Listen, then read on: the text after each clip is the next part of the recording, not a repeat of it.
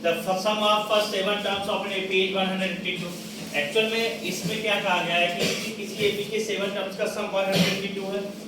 If its fourth term and 17th term are in the ratio 1:5, find the AP.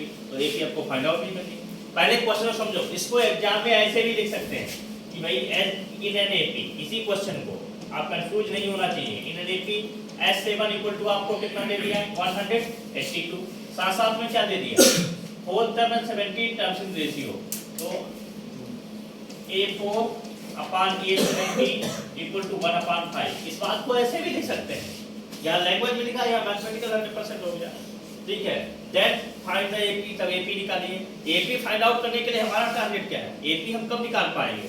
जब हमें AP का पहला term पता हो और कॉमन डिफरेंस, तभी तो एपी निकाल पाएंगे ना भाई. जब पहला टर्म और कॉमन डिफरेंस पता होगा तभी तो एपी निकाल पाएंगे ना. और कोई तरीका है?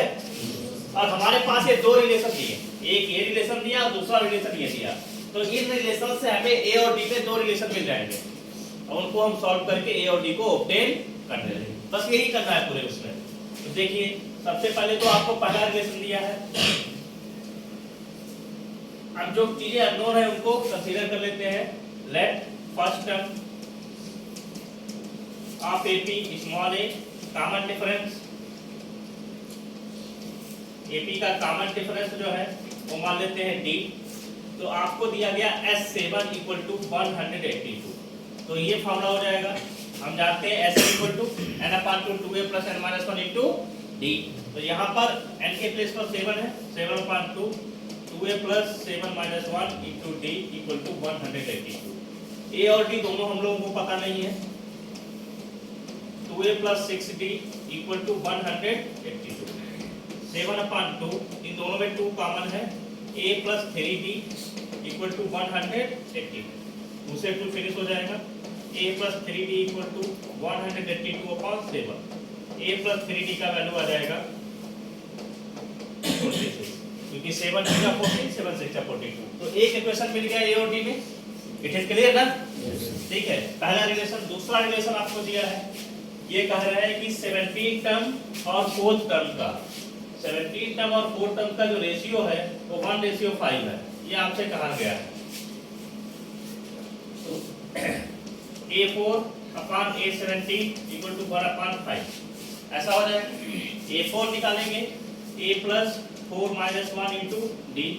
17 निकालेंगे A plus 17 minus 1 into d equal to 1/5. यहाँ A plus 3d a plus 16d equal to 1/5. अब देखिए 5 इधर मल्टीप्लाई में आ जाएगा. a plus 3d equal to 1 into a plus 16d. 5a plus 15d equal to a plus 16d. 5a equal to 16d minus 15d. 5a equal to d. ये दूसरा relation मिल गया equation 2. अब ये वाला relation a plus 3d equal to 26, इस दोनों को solve करने पर a और d निकल आएगा कि नहीं निकल आएगा? समझ रहे कि ना? ठीक है. तो from equation 2 putting value of d in equation 1 है आपका a प्लस 3. यहाँ d के प्लेस पर कितना हो सकता है? d के प्लेस पर कितना हो सकता है? 5a है ना. तो a प्लस ये हो जाएगा आपका 15a इक्वल टू 26.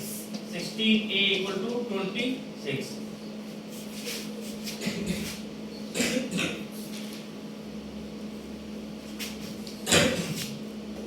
सेवन दे दिया है. 7 टर्म का सम 182.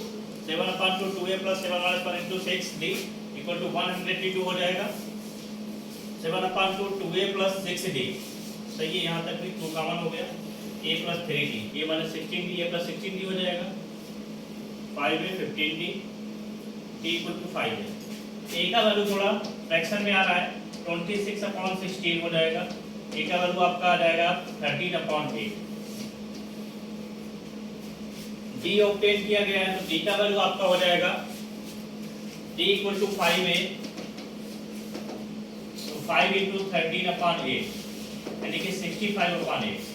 और जब आप AP निकालेंगे तो आपको निकालना a plus d a plus 2d इस तरीके से ऑब्टेन करना पड़ेगा. इन सारे टर्म्स को प्लस करते चले जाएंगे, आपको पूरी एपी मिलती जाएगी। क्लियर है ना? पहला टर्म हो जाएगा 13/8, दूसरा टर्म 13/8 प्लस 65/8, तीसरा नेक्स्ट सेकंड टर्म में आप कॉमन डिफरेंशिएट कर देंगे। इस तरीके से सारी एपी ऑब्टेन हो जाएगी।